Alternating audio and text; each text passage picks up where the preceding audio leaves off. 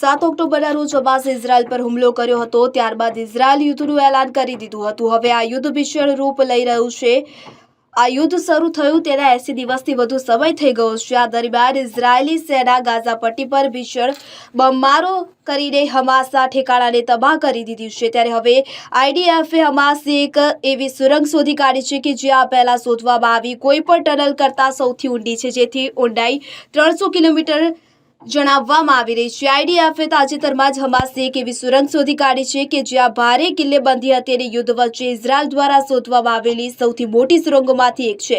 સુરંગ erase બોર્ડરથી માત્ર 100 મીટરના અંતરે છે. બોર્ડરની નજીક મોટો હોલ દેખાયા બાદ આઈડીએફે ત્યાં સર્ચ કર્યું તો 300 કિલોમીટર લાંબી ટનલ હોવાનો ખુલાસો થયો. એક અહેવાલ પ્રમાણે સુરંગની અંદર શેલો પાઇપ, કોન્ક્રીટનું ઇન્ફ્રાસ્ટ્રક્ચર, વીજળીના તાર પણ લટકી રહ્યા હતા. સુરંગમાં લાઇટ નહોતી, તેના કારણે ઘેરો અંધકાર હતો. મહત્વનું છે કે ઇઝરાયેલે દાવો કર્યો છે કે હમાસ વર્ષોથી પોતાનું અંડરગ્રાઉન્ડ ઇન્ફ્રાસ્ટ્રક્ચર્સ બનાવી રહ્યું છે.